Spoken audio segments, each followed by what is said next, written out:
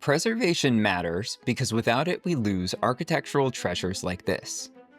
A place so grand that it was referred to as the Versailles of America.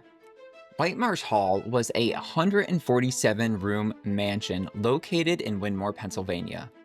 Its demolition in the 1980s is widely considered one of the greatest losses in American architectural history.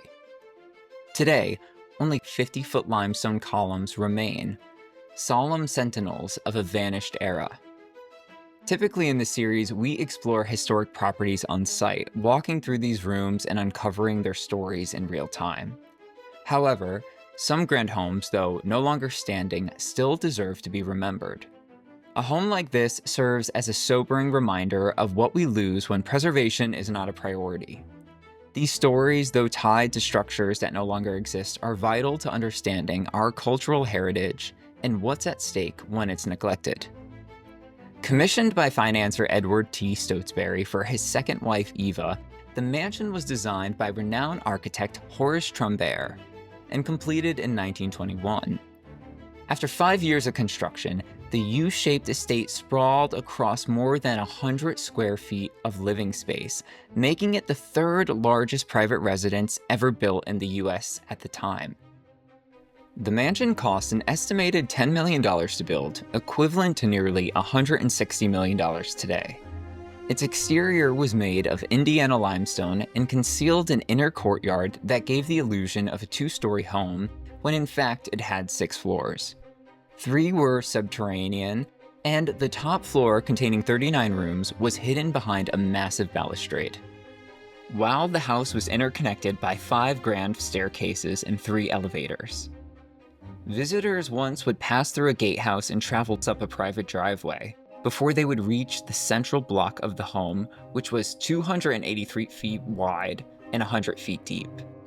At its entrance stood a majestic Greek portico once supported by the same 5 colossal columns that remain today. Whitemarsh Hall wasn't just a mansion, it was an empire of luxury, a monument to America's Gilded Age grandeur. Inside, guests were welcomed by soaring ceilings and opulent interiors. There were 45 bathrooms and 24 fireplaces, each room echoing with the extravagance of old-world European influence. At the heart of the home was a 60-foot-long ballroom that dazzled guests with a $60,000 Italian marble fireplace, imported at a time when that sum of money could have bought an entire neighborhood. This wasn't just a home. It was a stage for elite society to perform. No detail was too small. Bronze dolphin faucets adorned the bathrooms, while Italian marble statues and urns lined the vast halls.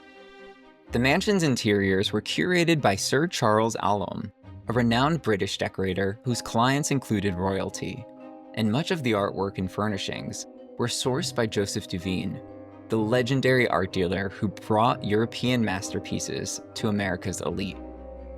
There was a private movie theater, a gymnasium, and even specialized spaces for a tailor and barber.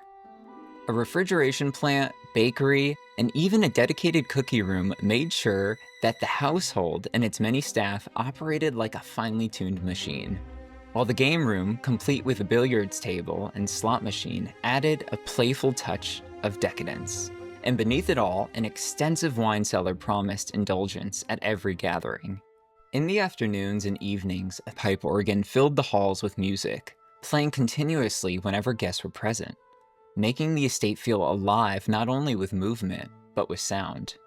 A symphony of wealth and elegance that Eva herself absolutely loved. Outside, the grandeur continued.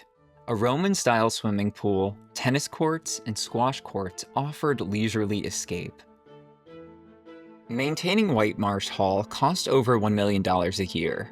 It took 70 groundskeepers alone to tend the lush manicured lawns, and took a separate staff of 70 to manage the interior of the estate itself. When Whitemarsh Hall officially opened its doors in 1921, it did so not with a whisper, but with a thunderous fanfare worthy of royalty. The evening was a symphony of spectacle.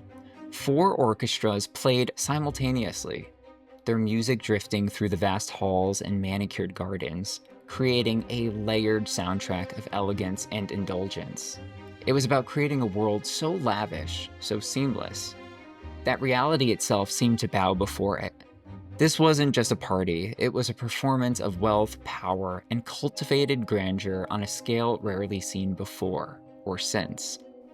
The Stotesburys closed the estate in 1929 during the Great Depression and spent 2 years abroad in Europe.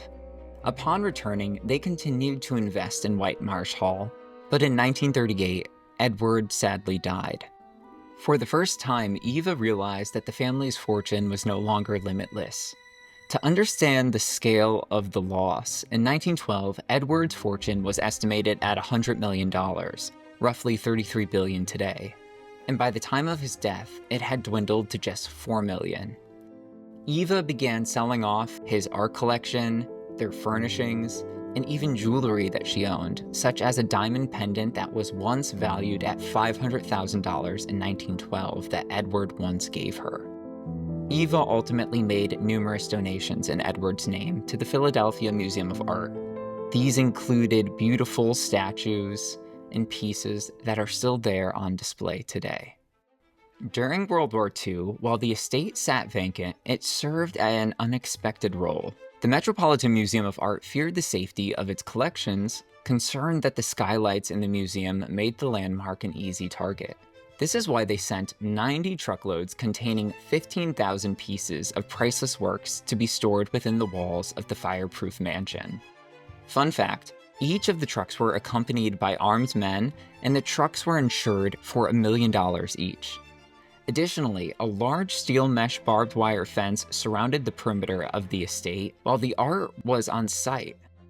Inside the museum, a series of steel pipes were built to hang 450 paintings from floor to ceiling, while boxed and crated art pieces were also stored in the basement and kitchen.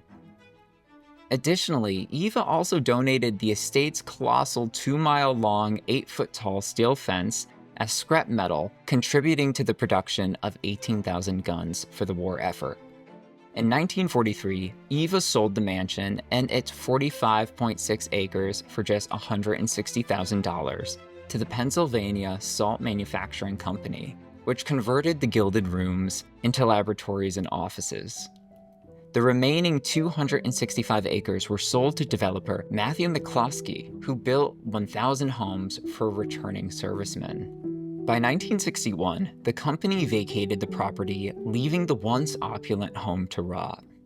Vandals descended, stripping the estate of its copper roof, leading to devastating water damage. In 1970, the decaying shell was sold at auction for $700,000 to developers hoping to build high-rise apartments, but zoning approvals never came. In 1978, it was sold once again, this time to a local developer named Jay Gross, who decided to demolish the palace to construct townhouses. Today, the legacy of Whitemarsh Hall lives on only in fragments. The haunting limestone columns of the front portico still stand. In the rear, damaged statues, a crumbling belvedere, and parts of the original garden wall offer faint whispers of a forgotten American Versailles, serving as a solemn reminder of why preservation matters. When learning about this home, I can't help but feel a deep sadness. Its grandeur extended far beyond the story of the Stotesburys, since it was part of American history. I can't help but imagine the thousands of workers who brought it to life and the literal tons of fine materials that went into its construction. Homes like this were cultural landmarks, chapters in our national story. Had this estate been saved and the surrounding land been transformed into a public park, it might have become an iconic destination much like the Biltmore Estate. A place that not only celebrates history, but also helps fund its own preservation through continued public engagement. What I find most shocking is that over the years, so little concern was shown for the remaining statues on the grounds. No effort was made to protect or relocate them, leaving them vulnerable to vandalism and the slow decay of neglect. Today, the few skeletal remnants that remain are painful to witness. They now stand like ghosts, the remnants of Whitemarsh Hall silent and crumbling, a cruel echo of the grandeur that once defined this place. These grounds where royalty and the social elite once gathered for glittering celebrations have fallen into quiet decay. It's also fascinating that this place acted as a fortress for the priceless treasures that were safely stored within its walls for the Met. And yet, all that remains are fragments.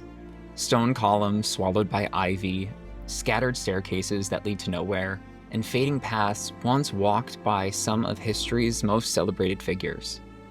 Ultimately, Whitemarsh Hall's legacy, woven with art, culture, and extravagant ambition, deserves better.